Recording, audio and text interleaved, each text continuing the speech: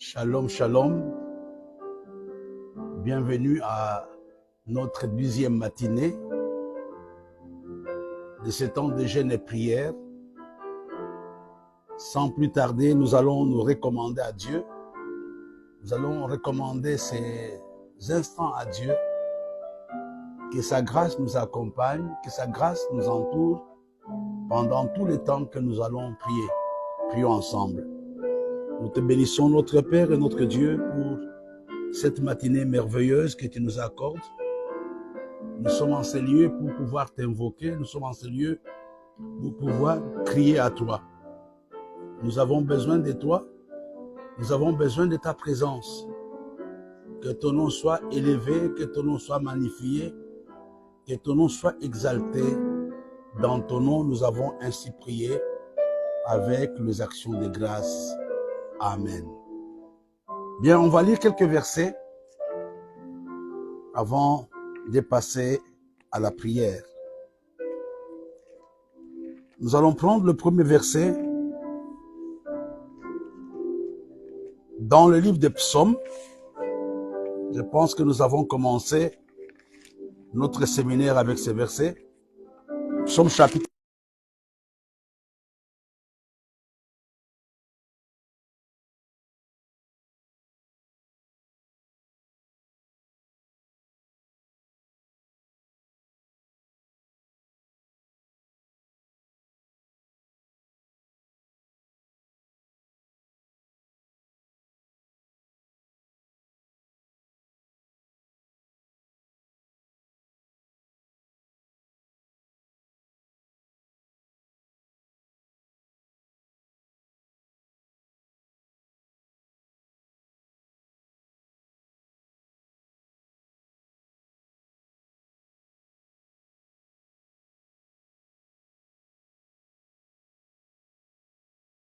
de la grâce avec la vie. Il y en a qui pratiquement accordé la faveur de la vie. Et la Bible nous ajoute aussi: qui m'a conservé par tes soins sous tes gardes. Donc nous voyons aussi que même la vie est une grâce que Dieu nous fait. Et c'est Dieu seul qui peut nous aider aussi à la conserver. Ce matin, nous allons prier. Nous disons: Seigneur, merci pour la vie. Merci pour les dons de vie en cette fin d'année. Au nom de Jésus, prions ensemble. Nous te bénissons, notre Père et notre Dieu. Nous voulons te remercier pour le don de la vie que tu nous as fait. Pendant 12 mois, tu as été avec nous. Nous sommes arrivés à la dernière semaine de cette année 2023. Nous te prions, notre Père. Nous te prions, notre Dieu. Garde-nous, protège-nous, jusqu'à ce qu'aucun de nous ne manque au rendez-vous de janvier 2024. Nous savons que la vie est une faveur seulement que tu fais à l'homme, parce que nous ne la méritons pas. C'est toi qui as jugé bon de nous accorder cette vie. C'est toi qui as jugé bon de nous garder en santé. C'est toi qui as jugé bon de nous préserver des accidents. C'est toi qui as jugé bon de nous garder des incendies, des braquages. Ce matin, nous voulons te remercier. Ce matin, nous voulons vraiment élever ton Saint-Nom. C'est avec un sentiment de reconnaissance et de gratitude que nous nous tenons en sérieux pour te dire merci pour le don de vie. Merci pour la vie. Et tu nous dis aussi que c'est toi seul qui nous aide à la conserver. Nous te prions, notre Père et notre Dieu. Éloigne de chacun d'entre nous de tout mal. Que nos pieds, Seigneur, ne soient pas dirigés vers le lieu de la perdition, vers le lieu de la destruction. Nous te prions, Seigneur, c'est toi qui dis que tu nous aides à conserver la vie. C'est toi seul qui es capable, Seigneur, de nous protéger. Quand nous prenons les avions, quand nous prenons des voitures, quand nous marchons même à pied, c'est toi qui nous conserves la vie. Nous voulons te bénir, nous voulons te glorifier. Au nom de Jésus, nous avons ainsi prié. Amen. On aura quelques sujets de prière ce matin. Je vais aller avec vous lentement. La première chose que j'aimerais qu'on comprenne, que le fait que Dieu nous donne la faveur n'est pas synonyme qu'on n'aura pas de problèmes. Et ça, c'est très important. La faveur nous amène la promotion. La faveur nous amène beaucoup de bonnes choses. Mais n'oublions pas que la faveur nous amène aussi l'adversité. La faveur nous amène le combat. Et nous allons prier par rapport à cela. On va prendre l'histoire d'un homme que vous connaissez, que nous connaissons tous. Un homme extraordinaire. Nous voyons souvent, on parle de lui. Généralement, on parle de lui dans la conclusion de sa vie. Mais nous parlons rarement des choses par lesquelles cet homme était passé. C'est Joseph. Allons dans le livre de Genèse, chapitre 37, parce qu'on va aujourd'hui lire et prier. Genèse 37.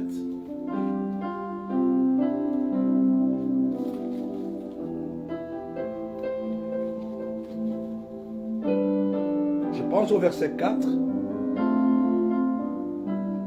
La Bible nous dit, ses frères. Donc on peut commencer à partir du verset, si vous voulez bien, à partir du verset 2 jusqu'au verset 4. Voici la postérité de Jacob. Joseph, âgé de 17 ans, faisait paître le troupeau avec ses frères. Cet enfant était auprès des fils de Bila et des filles de Zilpa, femme de son père. Et Joseph rapportait à leur père leurs mauvais propos. Israël aimait Joseph plus que tous ses autres fils, parce qu'il avait eu dans sa vieillesse, il lui fit mettre une tunique de plusieurs couleurs, qui était le symbole de la faveur de Dieu, qui était le symbole de la faveur, qui était le symbole du traitement préférentiel, qui était le symbole que c'était un garçon qui n'était pas comme les autres. Mais regardons ce que la Bible nous dit au verset 4. C'est ce que j'ai cherché. Ses frères virent que leur père l'aimait plus que tous. Ils le prirent en haine et ils ne pouvaient plus lui parler avec amitié. Ils le prirent en haine et ils ne voulaient pas lui parler avec amitié. Le verset 11 nous dit, ses frères eurent de l'envie contre lui, mais son père garda le souvenir de ces choses. Alléluia. Donc nous voyons que quand bien même il avait la faveur de son père, quand bien même il avait la faveur de Dieu, mais il y avait devant lui ce que j'appelle la méchanceté familiale. La haine, la jalousie ont été les premiers éléments qui avaient précipité l'exil ou le rejet de Joseph. Nous voyons que la première chose, le premier obstacle ou la première force maléfique que Joseph rencontre dans sa vie, c'était d'abord la méchanceté de ses frères. Et cette méchanceté va créer des choses. Je vous donne ça, c'est pour que nous puissions prier. La méchanceté de ses frères crée deux choses, ou deux esprits. Un, l'abandon. Deux, le rejet. Nous allons, avant de continuer, prendre autorité en cette fin d'année contre toutes ces puissances dans nos vies. Nous allons maudire chacun. Nous allons prier par rapport à ces puissances, la méchanceté de nos familles, la méchanceté de nos frères, la méchanceté de nos parents. Nous allons aussi révoquer l'esprit de rejet et l'esprit d'abandon au nom de Jésus. Prions ensemble. Seigneur, notre Père et notre Dieu, ce matin nous révoquons pendant cette intercession matinale, Seigneur, toute forme de méchanceté humaine, toute forme de méchanceté familiale. Nous les révoquons ce matin au nom de Jésus. Au nom de Jésus. Cette méchanceté qui veut détruire notre destinée, cette méchanceté qui retarde notre destinée, nous la révoquons ce matin au nom de Jésus. Que toute méchanceté familiale qui bloque la destinée de mon frère, qui bloque la vie de ma soeur, soit révoquée ce matin au nom de Jésus. Au nom de Jésus. Quel que soit le temps que cette méchanceté a fait dans nos maisons, nous l'arrêtons ce matin au nom de Jésus. Au nom de Jésus. C'est toi qui nous dis dans ta parole que toute langue qui s'élèvera en justice, tu la condamneras. C'est toi qui nous dis aussi qu'un homme aura pour ennemi les gens de sa maison. Ce matin, Seigneur, nous chassons dans nos maisons, nous chassons dans le ministère la sorcellerie familiale, la méchanceté familiale, le complot de l'enfer. Nous arrêtons cela ce matin au nom de Jésus. Au nom de Jésus, toute méchanceté humaine, toute méchanceté familiale qui bloque ma destinée, qui bloque la destinée de mon frère, qui bloque la vie de l'Église, nous la chassons ce matin, nous la détruisons ce matin, au nom de Jésus, au nom de Jésus. J'aimerais t'encourager à prier aussi. Nous sommes en train de prier par rapport à l'adversité que la faveur de Dieu provoque dans nos vies. Bien sûr, nous avons la grâce, etc. Mais il y a aussi, surtout, cette opposition. L'apôtre Paul nous dit dans le livre de 1 Corinthiens qu'une porte d'un accès facile m'est ouverte, mais les adversaires sont nombreux. Et tu vas aussi prier maintenant par rapport à ce que je suis en train de dire, que tout esprit qui tend à t'isoler de ton miracle, à te chasser du lieu de ta bénédiction. Joseph a été pratiquement chassé de l'affection de son papa. Ce matin, tu vas prier que tout esprit qui veut te faire sortir de la pensée de Dieu, du miracle de Dieu, toute la puissance, toute la coalition qui s'est levée contre toi ce matin, tu la chasses au nom de Jésus. Prions ensemble. Seigneur notre Père, Seigneur notre Dieu, ce matin nous prenons autorité contre tous les esprits qui veulent retarder notre destinée, qui veulent nous faire sortir de ton plan. Nous les chassons ce matin. Nous sommes en ces lieux pour prier spécialement par rapport, Seigneur, à la victoire sur ces puissances de ténèbres, sur ces puissances du mal, sur la sorcellerie familiale. Nous chassons ces esprits au nom de Jésus, au nom de Jésus, au nom de Jésus. Comme si cela n'était pas suffisant pour Joseph, il est vendu. Et quand il part, on le vend dans la maison d'un homme, dans la maison de Potiphar. On va voir aussi que même dans la maison de Potiphar, Dieu était avec lui. Genèse chapitre 39, versets 1 à 2. On fit descendre Joseph en Égypte, et Potiphar, officier de Pharaon, était chef de garde égyptien, l'acheta des Ismaélites qu'il y avait fait descendre. L'Éternel fut avec lui et la prospérité l'accompagna. Il habitait dans la maison de son maître, l'Égyptien. Son maître vit que l'Éternel était avec lui et que l'Éternel faisait prospérer entre ses mains tout ce qu'il entreprenait. Joseph trouva grâce aux yeux de son maître. Il trouva grâce aux yeux de son maître qu'il employa à son service, l'établit sur sa maison et lui confia tout ce qu'il possédait. même dans la maison de Potiphar, la faveur de Dieu avait suivi Joseph. Mais cela n'était pas suffisant. Et quelque temps après, la femme de Potiphar voulait qu'elle couche avec lui. Quand il a refusé, Joseph a été accusé injustement. Et Joseph va se retrouver dans la prison à cause de fausses accusations de la femme de Potiphar. Nous allons encore prier par rapport à cette puissance dans nos vies.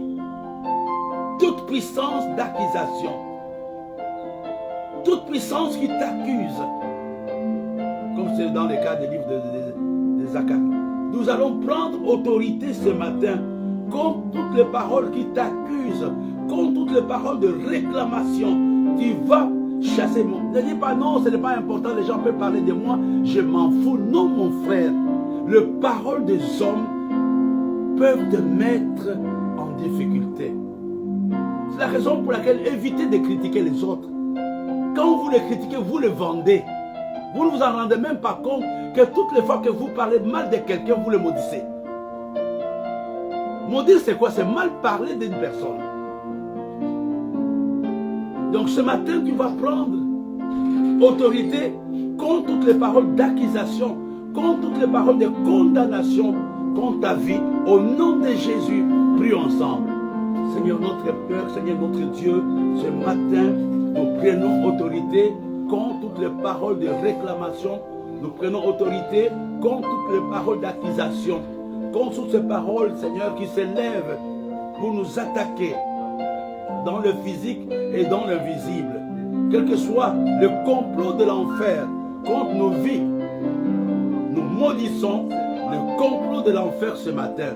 Seigneur, toutes les paroles qui ont été prononcées à mon endroit, à l'endroit de ma famille, à l'endroit de l'église, nous arrêtons toutes ces paroles.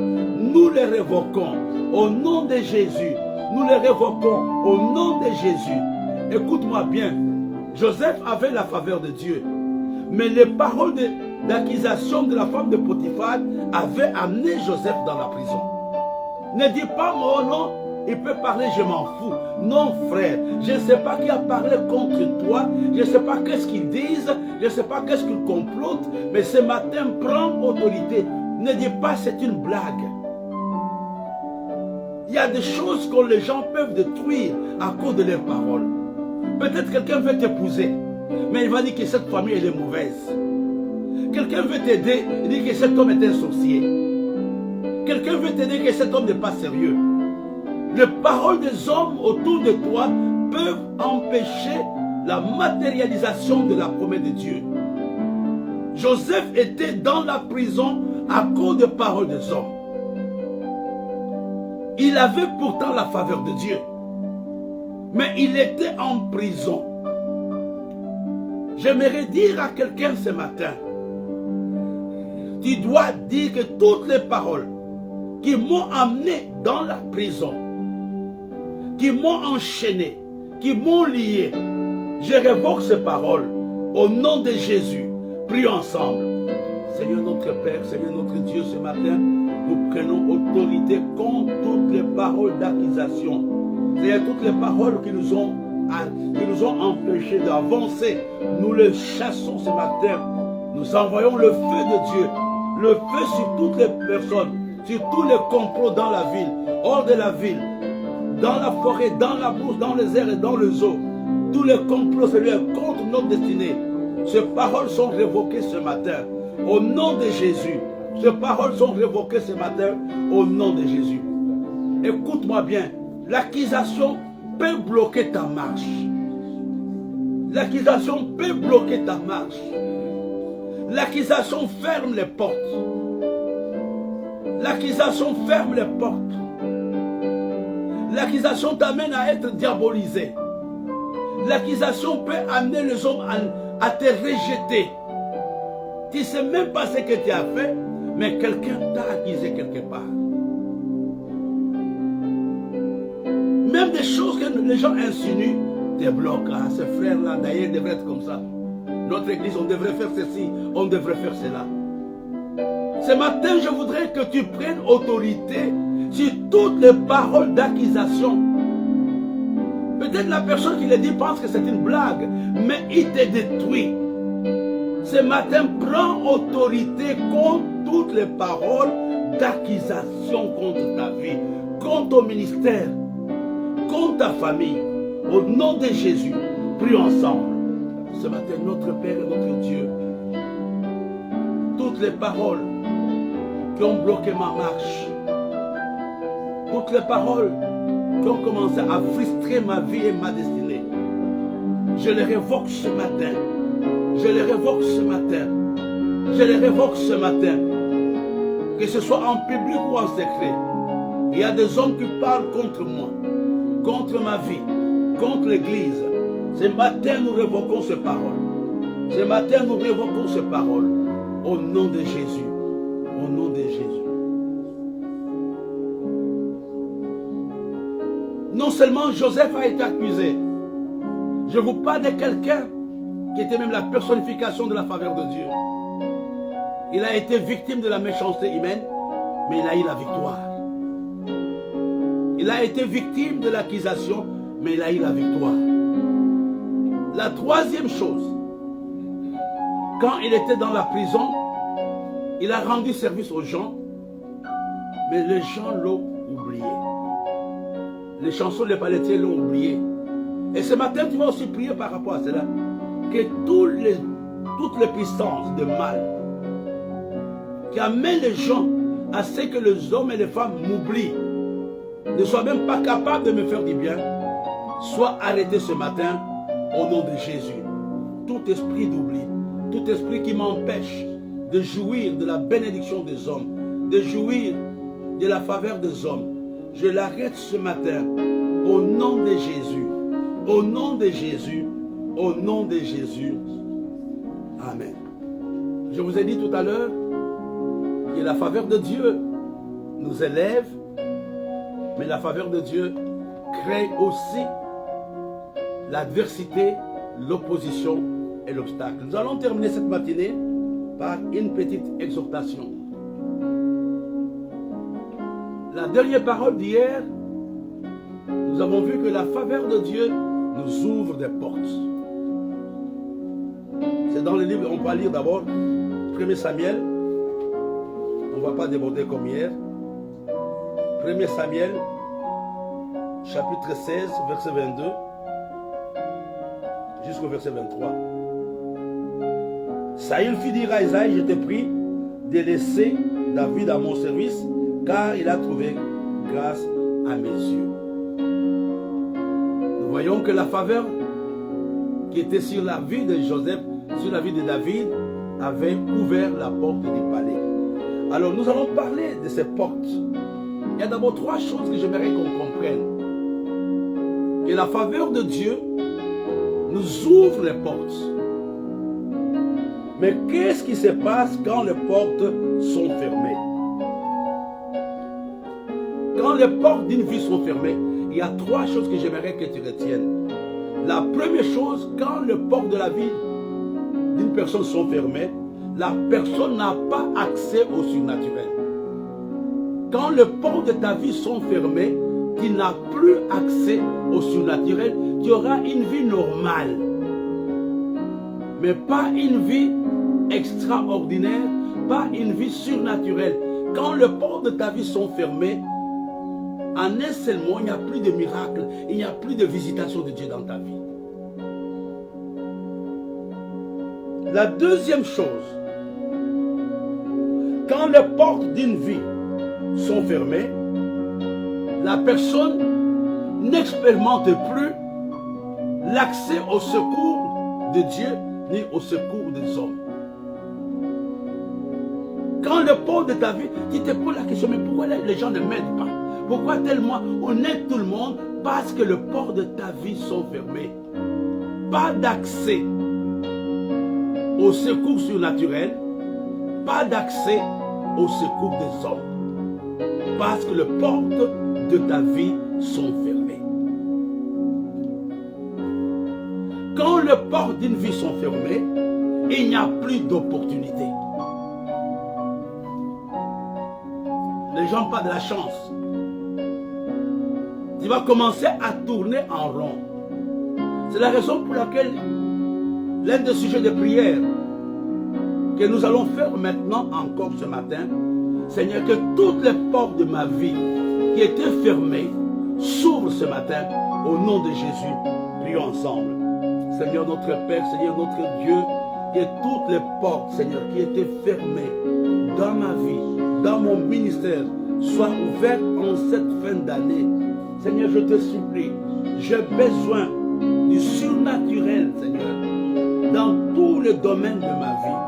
Nous avons besoin de ton secours dans l'opération Exode. Nous avons besoin de ton secours dans toutes les fêtes de cette fin d'année. Seigneur, nous ne voulons pas compter sur les naturels, mais nous voulons apprendre à compter sur le surnaturel. Hier à l'église, j'ai parlé des miracles surnaturels, la multiplication du pain. J'aimerais que tu comprennes que le miracle est donné seulement aux hommes et aux femmes dont les portes de la vie sont ouvertes. Quand les portes de ta vie sont fermées, tu peux beau prier, il n'y aura pas de résultat. Ce matin, prie, dis Seigneur, que les portes de ma vie s'ouvrent maintenant au nom de Jésus. Au nom de Jésus. Toutes les portes qui étaient fermées s'ouvrent ce matin. S'ouvrent ce matin. S'ouvrent ce matin au nom de Jésus. Au nom de Jésus. Je vais terminer cette prière par 4 choses qui représentent les portes. Ou 4 types de portes. Là, c'est beaucoup plus clair. Et nous ferons la prière de clôture. La première chose que tu dois désirer, c'est la porte de la percée. La porte de la percée. Tu arrives quelque part, les portes s'ouvrent et tu es surpris que tu es dans le plus grand sommet. La porte de la percée, tu commences à entreprendre les démarches de quelque chose, ce sont ces gens-là qui vont commencer à t'appeler. Que les dossiers préviens prendre. La première porte dont tu as besoin en cette fin d'année, même pas en cette fin d'année, c'est une porte dont tu as besoin à tout moment, c'est la porte de la percée. La deuxième porte, j'aime ça, c'est la porte d'opportunité. David a connu cette porte quand il allait chercher ses 2 femmes à Tsiklag. Il a rencontré un Égyptien qui connaissait l'endroit exact où ses ennemis se trouvaient. La deuxième porte dont il a besoin, c'est la porte d'opportunité. Joseph a eu l'opportunité de rendre le ministère dans la prison. C'est grâce à ses rencontres dans la prison qu'il est sorti de la prison, même avec un retard. Il y a d'abord la porte de la percée. La porte d'opportunité. La troisième porte, c'est la porte de connexion divine. Wow. La porte de connexion divine. C'est important pour toi. Ne vis pas en solo. La porte de connexion divine. La porte de connexion divine. Et la dernière porte, c'est la porte du secours divin et du secours des hommes. Je reprends. Nous avons besoin de 4 portes pour la prière de ce matin. La prière, la porte de la percée, la porte de l'opportunité, la porte de la connexion divine et la porte du secours surnaturel. Nous allons prier du Seigneur que toutes ces portes s'ouvrent. Je veux une percée, même à la dernière minute. Je te prie que tu m'accordes une relation de valeur. Je te prie que je puisse avoir expérimenté ton secours et le secours des hommes. Au nom de Jésus, prions ensemble. Seigneur notre Père, Seigneur, ce matin, vraiment, j'ai besoin de voir toutes ces portes s'ouvrir dans ma vie. Nous ne voulons pas que ce soit une simple déclaration. Nous voulons ce matin prier que ces portes s'ouvrent dans ma vie. Les portes de la percée, les portes des opportunités, les portes de la connexion divine, de la connexion, les portes du secours surnaturel. Ce matin, nous maudissons tout ce que le diable fait pour que nos portes soient fermées. Seigneur, parle à cause de la faveur que tu es en train de nous faire ce matin. Nous nous attendons à voir toutes les portes s'ouvrir durant cette journée. Nous te bénissons, notre Père, pour les portes ouvertes. Nous te bénissons pour la victoire que tu nous accordes sur la méchanceté humaine, sur la méchanceté familiale, sur le rejet, sur l'abandon, sur les accusations. Seigneur, nous te bénissons. Nous voulons te consacrer cette journée. Fais-nous du bien et nous croyons, notre Père et notre Dieu, que les grandes portes sont ouvertes dans l'église, dans la vie de mon frère, dans la vie de ma soeur. Et personne ne peut encore le fermer. C'est dans ton nom que nous avons ainsi prié. Amen. Nous bénissons le Seigneur pour la fin de notre programme. Rendez-vous pour Cédric Rocher, pour ceux qui nous suivent en ligne. Rendez-vous tout à l'heure à 18h. Demain, nous allons continuer. Ce sera notre 11e matinée et nous allons terminer samedi avec la 12e matinée. Retenez la pensée. Malgré la faveur de Dieu dans notre vie, Dieu nous donnera la victoire sur l'adversité. J'ai parlé de la méchanceté humaine, la méchanceté familiale. J'ai parlé de la jalousie, de la haine. J'ai parlé du rejet. J'ai parlé de l'accusation. J'ai parlé de l'oubli. Mais ce matin, c'est une matinée où Dieu a ouvert nos portes. Et considérez que vos portes sont fermées, sont ouvertes et personne ne peut les fermer. Au nom de Jésus. Amen.